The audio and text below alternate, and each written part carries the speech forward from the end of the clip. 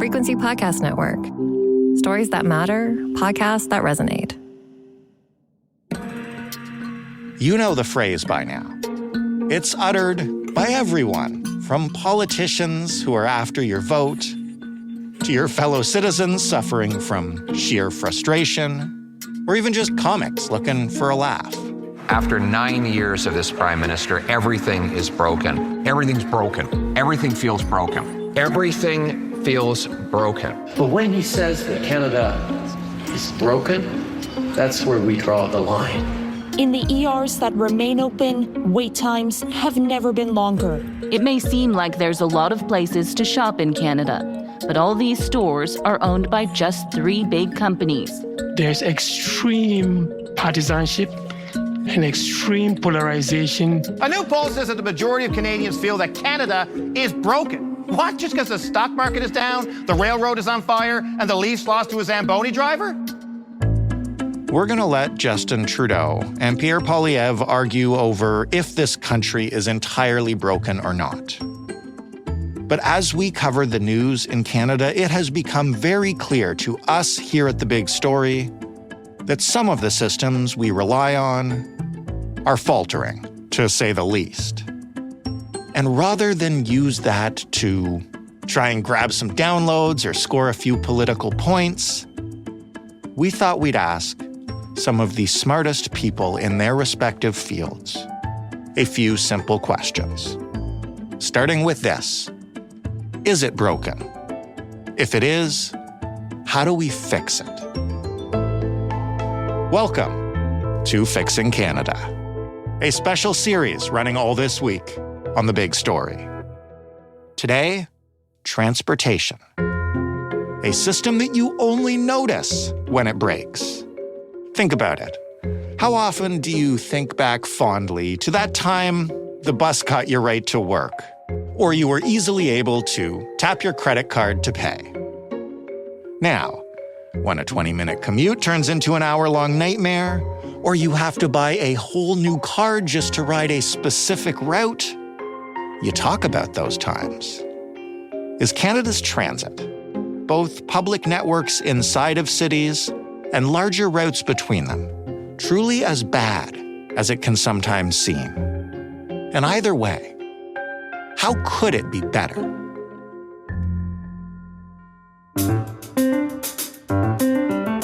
I'm Jordan Heath Rawlings. This is Fixing Canada on The Big Story. Rhys Martin is the creator and host of RM Transit, a YouTube channel that focuses on the intricate details of public transport systems around the world. Hey, Rhys. Hi, Jordan. Thanks for having me on. You're most welcome, and this will not, I promise, be a negative conversation because this week is all about solutions, but we have to begin with context. How does transit in Canada stack up to countries around the world? I think it's actually quite good, is the honest truth. I think when we get bogged down in the details of, individual projects or how, your individual ride on the bus or train goes, it's not always as rosy. But I think the reality of public transit is there's a really wide surface area to users. You see it even if you're not using it. And when you're using it, there's a million things that can go wrong. And so it's very easy to get the perception that things aren't working. But when you look at things like the amount of people, like the percentage that commute using public transport, Canada actually does pretty well. We're not the best of the best up with places like Hong Kong, Japan, Switzerland, but we are actually, more in line with some European countries like the Netherlands and Belgium than we are with like the United States, which is pretty good, I think. That's amazing to hear because one of the reasons that we wanted to do this week is because the refrain "Canada is broken" seems to be everywhere at the moment on both sides of the aisle. And Absolutely, I think yeah. Transit is one of the tangible frustrations that people can experience with public systems not working, maybe? I think it is tangible, and I think that's why people point to it. Look, I cover public transit, as you said, all around the world. And no matter what place I'm covering, from Warsaw to Berlin to Sao Paulo, every place you go to, you will get a lot of people who say the system here is bad. Right. Short of maybe Japan and Switzerland, everyone thinks their system is worse than it is. And that's because when you spend your time, and people do spend a lot of time commuting, it's very easy to pick up on bad things, right? When you're sitting on a bus or train for an hour every day, as a lot of people do, then you're naturally going to be exposed to the problems in your own city. And when you go and visit another place,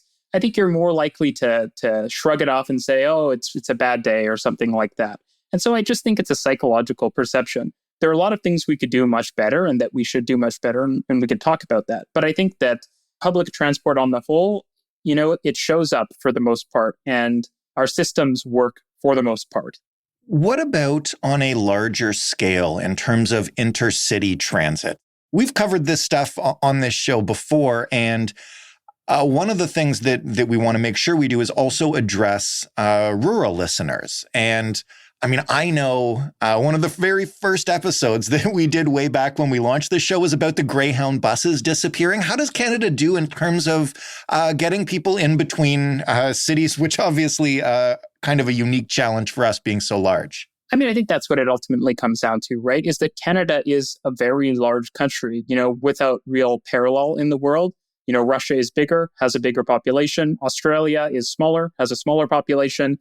In all of these places, intercity transport is a challenge, ultimately. And, the fact that we don't have the Greyhound buses anymore is a real problem. And, it's a place where I think a country that was more progressive than Canada would have said, we're going to step in and backstop this network, or at least provide a basic level of intercity bus service so that people who rely on that can get around. And at the same time, we do have places in the country where there are a lot of people are concentrated along corridors. And in a more progressive country, I also think that we would have gotten on with building better intercity transport solutions sooner. But that being said, we do have options. And so are we the world leader? Absolutely not. But things could certainly be much worse. That's the week we're looking for. The things could certainly be much worse week. Exactly. You mentioned a few countries off the top of your head there that were real world leaders in public transit. What are those countries and what are they doing that we could learn from? When I think about countries that we could learn a lot from, I think the places to look to are, the classics. Places like Scandinavia, but also places in East Asia, like Korea, for example. I think Korea is such an interesting story of ascendancy. They were not a super developed country a couple decades ago, and now they have, often very good public services. And so for things like rail transport, but also excellent bus transport, looking at a country like Korea is, I think, very interesting, especially because while Korea is not physically large, it has a similar population to Canada and arguably more challenging geography because it is highly mountainous in a way that a lot of Canada is not highly mountainous. It's flat and expansive. So I think it's a good example to look to. But again, I also think the Nordic countries, Scandinavia, Norway, Sweden are great examples to look to. They are small countries, not quite as big as Canada, but they are similar in the sense that they're quite sparsely populated. They're northerly, so they have not totally dissimilar climates. They have kind of, a social democratic state. So I think that these places are good to look to. But I also just think in general, we need to train ourselves not to only look to the United States. Right. I know that's kind of the classic thing. Canadians always look to the US to compare, and maybe the UK as well. And I think getting out of just English-speaking countries would be really helpful for us. When you look at Korea or those Scandinavian countries, one of the things that we told ourselves when we kind of began planning for this week is that we wouldn't let the answers to these questions be like, well, we just need to throw more money at it. Let's assume that whichever government is in power is committed to funding it at a decent level. What beyond that makes for a successful modern transit system? Yeah, I mean, I think that's a great question. And I think that it's important that we distinguish a few things. First, Canada actually spends a lot of money on public transit, at least on building it. We have some of the biggest transit expansion budgets in the world in some of our big cities. And so I think that what we've become a bit confused about is that governments are spending tons of money. Obviously, the Prime Minister recently announced even more money as part of the kind of public transit fund. The issue is that there needs to be a balance of building new stuff, i.e. capital funding, and also running the systems, which is operating funding. And what we often see is there's a tendency towards building stuff because you get to cut ribbons, you get to create something visible. Whereas the basics, just running the service, having trains or buses that operate, it's a lot harder to see. If the number of buses out on the streets of Toronto or out on the streets of Medicine Hat doubles, I don't think people generally are going to notice, but the actual public transit service will dramatically improve. And so I think that so much of the conversation we need to be having is about how, as a society, we can prioritize things that aren't always visible to people. A lot of public transit is hard work that doesn't get a lot of credit. And so I think that talking about things like maintaining the systems we have, having coherent policies around how public transit operates, having frequent service. These are basics, but these are things that in many places we still don't get right. And so I think that on a fundamental level, doing those things is really important. And then, on a society-wide level, I think we need to have more conversations about how we can kind of normalize public transport use, making it so that people who are in urban areas at least get exposed to it. Right. When people are kids and they're young, they at least, take some trips on the bus or on the train system in their city so they can at least get used to it and they can learn to relate to people who might not get around in a car and just, having those options and having that comfortableness with alternative ways of getting around is so important. And I think it's something that in other countries, people definitely experience more widely. I'm going to approach this maybe just more from a cynic's perspective to get your answer on it, because one of the things you mentioned is, we have a bunch of large projects and we have a lot of money going into funding them. I think a lot of people would look at some of those large projects and say that either we haven't seen them deliver yet, as in the case of in Toronto, maybe with the Eglinton Crosstown, which is still under construction, or where we have put money into them, they don't work properly. And I know lots of people would be familiar with the mess that is the Ottawa LRT. And we've even done a couple of episodes of this show about the significant problems that Via Rail is having moving people between cities. So if the underlying grid of the network is actually pretty good, what's wrong with these high-profile projects? Well, I think there's been a lot of things. And I think that those projects highlight exactly the point that, we spend a lot of money on them. And as you said, they're not delivering for us. And so the solution clearly can't just be to spend more. I think that what we need to do is we need to kind of go back to basics. Canada used to be pretty good at building stuff. Back in the kind of 80s and 70s, in Toronto in particular, we used to build subways at prices that were similar to countries like Germany and France that are still really good at building these things. And over the years, through a combination of not being consistent, and so what that does is that forces people who are experts in these subjects to move to other places or to get into other industries. We've lost knowledge there. And then we haven't been consistent with our reforms. We've moved towards things like public-private partnerships, which when you look around the world, they are not commonly associated with a lot of successful transit countries. Sometimes cities will dabble with them, but they usually go back to kind of a what I would call a government-led model. And that tends to be what's successful. And so despite the fact that we've been doing things like this, we've been changing our policies and we've been having bad outcomes, it doesn't seem like we've really come around to the idea that maybe we need to go back to doing things the way we used to. And I think that this really comes down to, as I said before, our tendency to look to the United States and the United Kingdom. And what's funny is that, I think people think the UK, at least, like they have a better transit system than us probably, but that's actually not true. In London, there is a really large transit system that is excellent. But if you look at the rest of the UK, I think a lot of people would say that actually their local bus services and their train services, not intercity, but within urban areas, are not as good as a lot of Canadian cities. If you were to compare, say, Manchester with Vancouver or Montreal, I think Manchester would handily lose that fight. And so I think that we look to countries that aren't actually very successful with public transit just because we have the same language and we have this cultural affinity. And that really blocks us from being able to kind of find a successful path forward that leads us to the kind of world that we want to live in. Even if our network is generally functional and not bad compared to the rest of the world, how do we stack up in terms of innovation? And I ask this because I think if you approached a lot of Canadians about what they see elsewhere in the world that we don't have, the first thing that pops up, of course, is like high-speed trains and these sort of futuristic type of transit networks that that Canada's can often pale in comparison to, just at least optically, you know? Yeah, and I mean, I think it's a great question. And high-speed rail is one of those things, along with maybe like the huge subway networks that people imagine, the kind of spaghetti bowl map type of things. People see it and they say, why can't we have that? And I think that a lot of it actually comes back to things like the way you phrase that, which is innovation, right? And I think that what's so interesting is that at one point in time, maybe in like the 1970s, 80s, high-speed rail was this cutting-edge, innovative technology.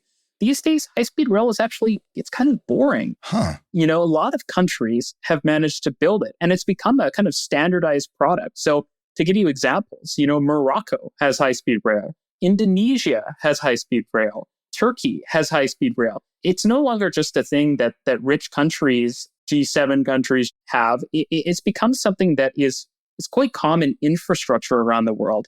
And the reason that it gets built in some places and not in others is, I think, a combination of sort of national vision that, like, this is clearly a technology of the future and we should be investing in it.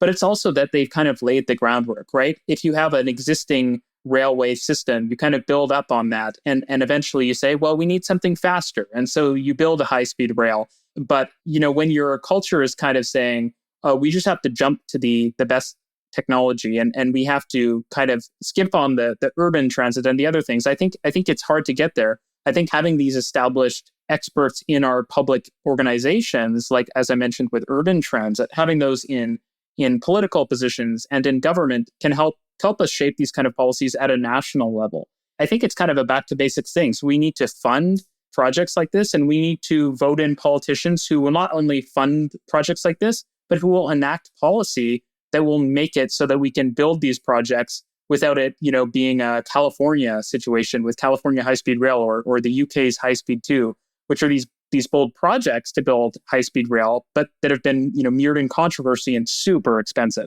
With that in mind, then, when it comes to innovation, to use a phrase that our prime minister has been using a ton as he tries to lay out his vision, if we were going to skate to where the puck is going on transit, what would we be looking at now that will be innovative 10, 15, 20 years down the line?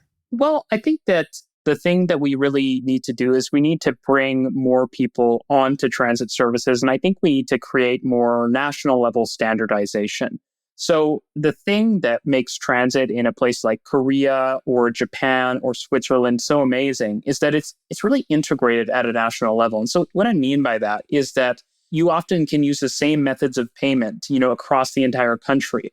The timetables and the maps, they use the same design style. They are accessible in the same way. And so what it does is, instead of creating all of these little fiefdoms across the country, and sometimes even across cities, if we look at Toronto, there's like 10 different transit agencies, you have a sort of national level infrastructure that is public transit that makes it easy for people anywhere in the country to kind of drop into a new city or a different location and easily use the system. And so I think that's a huge element of it. And I also think it's expanding a basic level of consistent good service everywhere. So, if you're in Toronto or Montreal or Vancouver, you probably can walk down the street and get on a pretty frequent, reliable bus service. But we need to have that level of bus service before we even think about, higher orders of transit. We need to have that everywhere. So, in small cities, there should be a couple frequent bus lines. And in our larger cities like Calgary, Ottawa, Winnipeg, there should be kind of comprehensive, frequent transit. I think that the general rule of thumb should be transit is not good enough in a big city if you can't live without a car, and it's not good enough in a small city if you can't live with one car. And so I think thinking about things like that is how we can guide ourselves to being a sort of leader in public transit and creating a system that is, in a sense, innovative in that it makes public transit something that sort of fades into the background. It just becomes like electricity or sewer service, just something people expect to exist, and they don't need to even think about using it. It's just obvious. Are there any places in Canada right now that stand out to you as leading the way in a manner in which other Canadian cities could emulate? Absolutely. And I mean, I think that there's a couple. So I'll give you two examples I like. One is Brampton in Ontario. So Brampton is a suburb of Toronto. And what it's done over the last couple of years is it's implemented this really frequent system of express buses combined with local buses. And It doesn't sound particularly fancy, but the buses are new and shiny and nice, and there's nice stops that are enclosed so people can wait out of the elements, and there's little screens that tell you when your bus is coming. And just by instituting this with frequent service and honestly, not a whole lot else, there's a little bit of bus lane here and there, but it's not even like fancy bus lanes everywhere like you might have seen in some cities. The city has seen its transit ridership go up enormously over the past 5 years. In fact, it's basically similar to Toronto on a sort of per capita basis and even exceeding Toronto now in some metrics. And they just did it on the back of basic service, just frequent buses, easy to understand across the whole city. And then the other example I would use is Metro Vancouver. Metro Vancouver is not perfect in its transit, but when people experience it, that I know from internationally, and they come to Vancouver, they say, it does kind of feel like Europe or Asia here. The signage is well designed. The services run frequently. The SkyTrain network, so the subway is driverless, so it can run every couple of minutes all the time, even late at night. It creates this very simple system that's very recognizable and easy to use and comprehensive. And there's tons of transit-oriented development that people are suddenly talking about this because of the housing crisis. But Metro Vancouver has been putting dense housing around transit since transit has existed and since the SkyTrain has existed, certainly. And so I think it's a model in terms of how we shape our cities and also how we think about the system as a whole. Last question. We've talked about a number of projects that are underway in Canada. Leaving aside anything that we might do from this point on, what do you think transit in this country will look like in a decade? I think it'll be a lot more comprehensive. I think more people will have access to a sort of high level of service. So the reach of transit should expand out quite a bit. I think it will become a bit more, nationally integrated. A lot of systems are starting to let you pay with just your credit or debit card. And that sort of creates that universal form of payment so that people can land, because they're probably not going to be taking a train in the next 10 years in some, random city in Canada. And hopefully they can just get on a bus and it's like, I just pay the same way I would pay in any other city. Just tap my debit card. And so I think that's a huge thing. And then I also just hope that we talk about expanding those basic frequent services, things like buses, out to more of our cities. Infrastructure is great, and we certainly need to build it. But all of the infrastructure in the world isn't worth very much if it doesn't provide a frequent service, and certainly if it's not a reliable service. So I think solving those things and then getting back to figuring out our problems so that the next round of projects, they are not only delivered faster, but they're delivered for less money, and they actually produce results. They're not constantly shut down or having problems. Rhys, thank you so much for this. Thanks for having me on. Rhys Martin is the creator and host of RM Transit.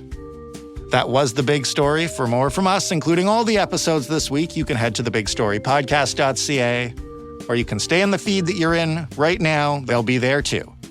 You can send us feedback on this week or any other themed week we've done or any other themed week we should do by shooting us an email to hello@thebigstorypodcast.ca or by calling us and leaving a voicemail, 416-935-5935. Thanks for listening. I'm Jordan Heath Rawlings. We'll talk tomorrow.